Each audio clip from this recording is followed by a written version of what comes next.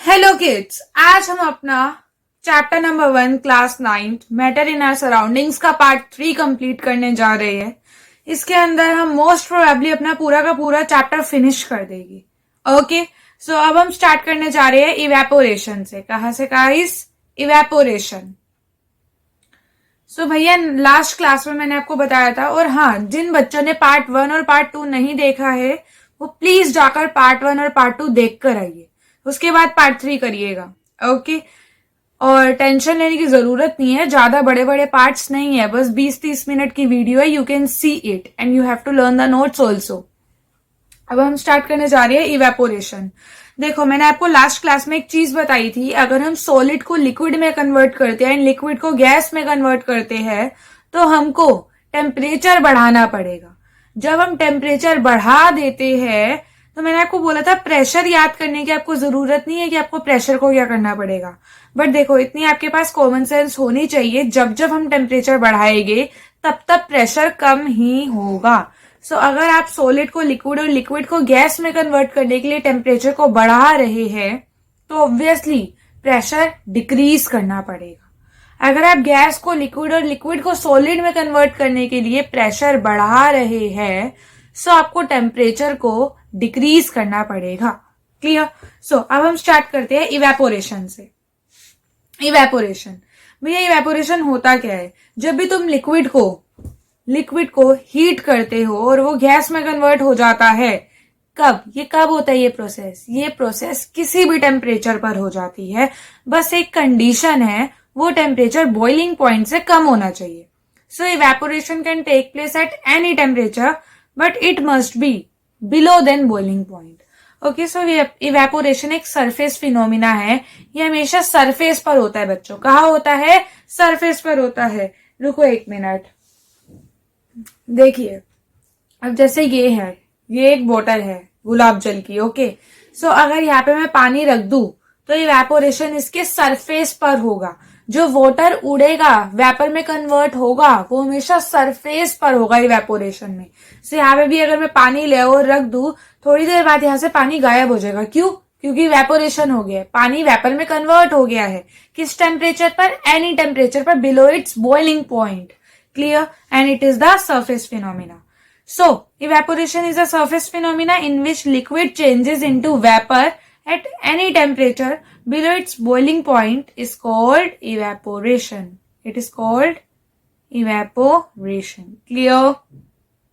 अब हम बात करते हैं particles on the surface of the liquid. अब आखिर ऐसा होता क्या है जिसकी वजह से ये सरफेस फिनोमिना है?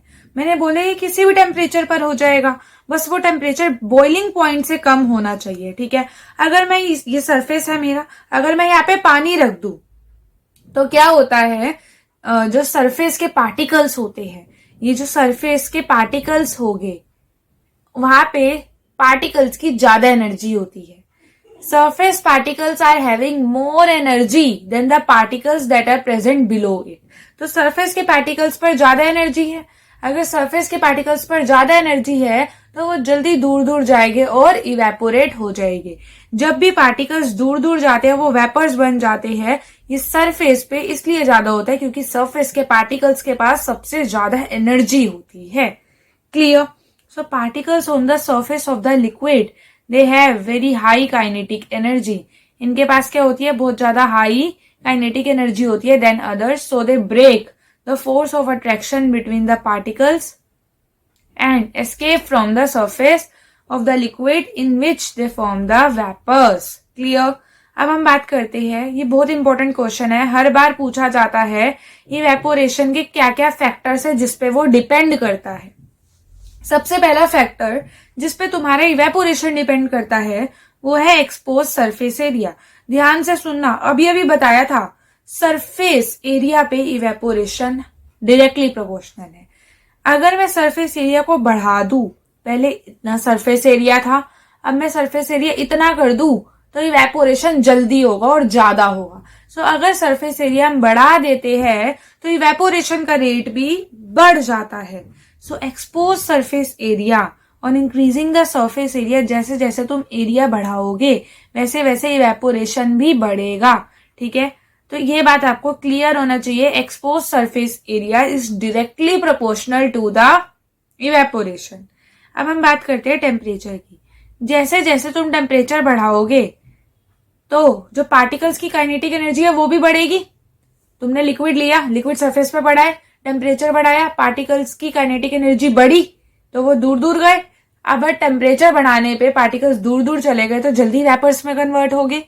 सो by increasing the temperature evaporation rate also increases. So temperature बढ़ाने से भी इवेपोरेशन का रेट इंक्रीज होगा, सरफेस एरिया बढ़ाने से भी इवेपोरेशन का रेट इंक्रीज होगा। अब आ जाओ विंड पर, पहले विंड पर आओ। जैसे जैसे तुम विंड बढ़ाते हो तो विंड की स्पीड बढ़ जाती है, तो रेट ऑफ इवेपोरेशन भी बढ़ जाता है। स्पीड बढ़ेगी तो जल्दी जल्दी इवेपोरेशन होगी, ठीक है। तो एक्सपोज सरफेस एरिया, टेम्परेचर और विंड, ये तीनों अगर हम बढ़ा दे तो इवेपोरेशन बढ़ जाएगी। इतनी बात क्लियर है। अब ध्यान से सुनना, ये तीनों डायरेक्टली प्रोपोर्शनल थे इवेपोरेशन के। अब एक चीज है जो इनवर्सली प्रोपोर्शनल है इवेपोरेशन के। अगर तुम एटमॉस्फेयर में ह्यूमिडिटी बढ़ा दो, अब तुम सोचोगे ह्यूमिडिटी क्या होती है। Humidity is the rate of water vapour present in air. अगर वाटर वेपर ज्यादा हुआ एयर के अंदर तो इवेपोरेशन कम हो जाएगी, क्योंकि इवेपोरेशन के लिए पार्टिकल्स की जगह ही नहीं बचेगी एयर में। एयर में ऑलरेडी पानी है, तभी तो हम इसको ह्यूमिडिटी ज्यादा कह रहे हैं। ह्यूमिडिटी ज्यादा है मतलब एयर में ऑलरेडी वाटर वेपर ज्यादा है। सो इवेपोरेशन जब होता है तो उसका भी तो वाटर निकलता है और एयर में जाता है। अगर एयर में ऑलरेडी बहुत सारा वाटर वेपर है तो इवेपोरेशन वाला वाटर कहाँ जाएगा, उसके लिए जगह ही नहीं बचेगी। दैट्स वाई ह्यूमिडिटी जब हम बढ़ा देते हैं तो इवेपोरेशन कम हो जाता है, डिक्रीज हो जाता है। और अगर ह्यूमिडिटी हम कम कर देते हैं तो इवेपोरेशन बढ़ जाता है। तो यहाँ पे लिखा है when the humidity of air, that is degree of dampness of air, is low. अगर ह्यूमिडिटी लो होगी तो इवेपोरेशन का रेट हाई होगा। ज्यादा ह्यूमिडिटी हुई तो इवेपोरेशन कम हो जाएगी, इवेपोरेशन डिक्रीज हो जाएगी। क्लियर? Is it clear? चलो अब बच्चों, तुमने बहुत बार सुना होगा इवेपोरेशन कॉजेस कूलिंग, ठीक है। अब मेरे पास इसका एक बहुत अच्छा एग्जाम्पल भी है। तुमने देखा होगा जब भी तुम स्पोर्ट्स वगैरह खेल कर आते हो तो जो तुम्हारी स्वेटिंग होती है, जब वो स्वेट उड़ता है, वेपर बनता है, तो तुम्हें कूलनेस फील होती है या नहीं होती? अगर ये मेरा सरफेस है, मैं यहाँ पे पानी डालूंगी, जब ये पानी पूरा उड़ जाएगा, इवेपोरेट हो जाएगा, तो मेरे सरफेस पे कूलनेस फील होगी मुझे। ऐसा क्यों होता है? ये क्वेश्चन आता है कि ऐसा क्यों होता है, 2 मार्क्स का क्वेश्चन पूछा जाता है। ये इसलिए होता है, cooling caused by evaporation is based on the fact that when liquid evaporate, जब भी लिक्विड इवेपोरेट होगा, it take latent heat of vaporisation from surrounding. जब भी एक लिक्विड इवेपोरेट होता है तो इवेपोरेट हो रहा है मतलब लेटेंट हीट ऑफ वेपराइजेशन लेकर उड़ेगा वो सराउंडिंग से, ठीक है। अब जब भी वो लेटेंट हीट लेकर जाएगा तो हीट तो जा रही है तो मतलब कूलनेस आ जाएगी। समझ आया? जब भी इवेपोरेशन होती है लिक्विड की सरफेस से तो वो किसकी वजह से होती है? लेटेंट हीट ऑफ वेपराइजेशन की वजह से। लेटेंट हीट ऑफ वेपराइजेशन उड़ जाती है, हीट तो चली गई, तो बचेगा क्या? कूलनेस ही तो बचेगी। इसी वजह से हमको कूल फील होता है। क्लियर? अब हम बात करते हैं इवेपोरेशन और वेपराइजेशन में क्या डिफरेंस है। ओके, देखो भाई, इवेपोरेशन का मतलब यही है कि लिक्विड वेपर बन रहा है, और वेपराइजेशन का मतलब भी यही है कि लिक्विड वेपर बन रहा है। इवेपोरेशन में क्या होता है, लिक्विड वेपर तो बनता है पर वो किसी भी टेम्परेचर पर बन जाता है बिलो द बॉइलिंग पॉइंट। लेकिन वेपराइजेशन में लिक्विड वेपर तो बनता है but it take place only at boiling point. ये डिफरेंस है, बहुत बड़ा डिफरेंस। क्लियर? नाउ सेकेंड, ये किसी भी टेम्परेचर पर हो जाएगा, it can occur at all the temperatures. लेकिन वेपराइजेशन एक फिक्स्ड टेम्परेचर पर होगा जिसको हम क्या कहते हैं? Boiling point. क्या कहते हैं हम उस फिक्स्ड टेम्परेचर को? Boiling point. टेम्परेचर में change during evaporation, temperature change हो सकता है इवेपोरेशन में, लेकिन वेपराइजेशन का टेम्परेचर कभी भी चेंज नहीं होता। जो इवेपोरेशन है ना, वो एक बहुत ज्यादा स्लो प्रोसेस है। एक स्लो और साइलेंट प्रोसेस है तुम्हारी इवेपोरेशन, बट वेपराइजेशन बहुत फास्ट प्रोसेस है। अगर मैं यहाँ पानी रख दूं वो धीरे धीरे उड़ेगा, इवेपोरेशन धीरे धीरे होती है। लेकिन अगर मैं पानी को बॉईल कर दूं तो वेपराइजेशन होगी, और वेपराइजेशन हमेशा फास्ट होती है, क्विक होती है। So vaporisation is a fast and violent process. Clear? उसके बाद evaporation can take place only at the surface of the liquid. सिर्फ सरफेस पे होगी, अंदर जाकर नहीं होगी। अगर मैंने पूरा का पूरा कंटेनर लिया है तो इवेपोरेशन सिर्फ इसके सरफेस पर होती है, अंदर से नहीं हो जाती। लेकिन वेपराइजेशन, तुम इसे हीट करोगे, वेपराइजेशन अंदर से एंटायर लिक्विड की हो जाती है। Clear? So it can take place of entire mass over the liquid. Is it clear? जल्दी से इन दोनों का डिफरेंस पढ़ो, then we are going to our next topic. ये इवेपोरेशन 3 मार्क्स में पूछा जाएगा। इनके फैक्टर्स भी पूछे जाते हैं कि इनके इन फैक्टर्स पे डिपेंड करता है। एमसीक्यू में क्वेश्चन आता है कि सरफेस एरिया बढ़ाओगे तो इवेपोरेशन कम होगा या ज्यादा होगा। सो ऑब्वियसली ज्यादा होगा। और इवेपोरेशन वेपराइजेशन में डिफरेंस भी 3 मार्क्स में पूछा जाता है। So learn it fast. Class में ही लर्न हो जाना चाहिए सब कुछ, बात के लिए कुछ नहीं छोड़ना। यस। अब हम स्टार्ट कर रहे हैं अपना next topic, that is plasma. किसको स्टार्ट कर रहे हैं? प्लाज्मा को। भैया ये प्लाज्मा क्या है, जल्दी बताओ, ये प्लाज्मा है क्या? प्लाज्मा एक गैस है। कैसी गैस है? ये एक आयोनाइज्ड गैस है। Plasma is a ionised gas, ions वाली गैस है ये। जो प्लाज्मा होती है ना, वो बहुत गुड कंडक्टर होती है इलेक्ट्रिसिटी की। ये बात याद कर लो। ये गैस है, आयोनाइज्ड गैस है, और ये बहुत अच्छी कंडक्टर होती है इलेक्ट्रिसिटी की सॉरी। एंड ये इफेक्ट हो जाती है मैग्नेटिक फील्ड से। मतलब ये इलेक्ट्रिसिटी को कंडक्ट कर देगी। अगर तुम्हारे अंदर प्लाज्मा भरी है तो तुम्हें शॉक लग जाएगा। क्यों? क्योंकि तुम्हारी जो प्लाज्मा है वो इलेक्ट्रिसिटी को कंडक्ट कर सकती है। और अगर मैग्नेटिक फील्ड आ गई, कोई मैग्नेट्स वगैरह आ गई, तो ये उससे जाके अट्रैक्ट हो जाएगी, क्योंकि ये इफेक्ट होती है मैग्नेटिक फील्ड से। Is it clear? अब हम बात करते हैं प्लाज्मा। जैसे प्लाज्मा की गैसेस होती है, उनके पास इनडेफिनेट शेप होती है, इनडेफिनेट वॉल्यूम होता है। ये क्वेश्चन पूछा जाता है कि प्लाज्मा या फिर आयोनाइज्ड गैस की कैसी शेप है। आप बोलोगे इनडेफिनेट शेप है, बहुत ज्यादा, कितनी भी बड़ी हो सकती है। इनडेफिनेट वॉल्यूम है, ना कोई फिक्स्ड वॉल्यूम है ना कोई फिक्स शेप है, but it is having indefinite shape and indefinite volume. Is it clear? ये तीनों पॉइंट्स तुम्हें याद होने चाहिए, ये इसके करेक्टरिस्टिक है। अब माइक्रोस्कोपिक एक्सप्लेनेशन क्या है प्लाज्मा की? सबसे पहली बात तो यही कि जो प्लाज्मा होते हैं उनके पास इनडेफिनेट शेप होती है और इनडेफिनेट वॉल्यूम होता है। क्या होता है इनके पास? Indefinite shape and indefinite volume. उसके बाद क्यों? क्योंकि जो पार्टिकल्स है वो मूव कर सकते हैं एक दूसरे के ऊपर। जो प्लाज्मा होती है वो बहुत ज्यादा कंप्रेसिबल होती है, क्योंकि जो प्लाज्मा एक गैस है, gas is highly compressible in nature. So plasma is also highly compressible in nature because there is a great deal of space between the particles. Particles के बीच में स्पेस है। प्लाज्मा एक गैस है तो gas के particles में space होता है, इसके पार्टिकल्स में भी स्पेस है, इसी वजह से it is highly compressible in nature. Okay, last property that you have to learn, it is the good conductor of electricity and are affected by magnetic field. भैया क्वेश्चन आता है ये मैग्नेटिक फील्ड से affect क्यों होते हैं? Why they are affected by the magnetic field? बताओ जल्दी।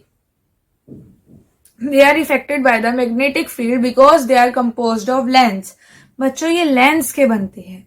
सिंस ये लेंस के बन रहे हैं, इसी वजह से ये मैग्नेटिक फील्ड से अफेक्टेड है। क्लियर है?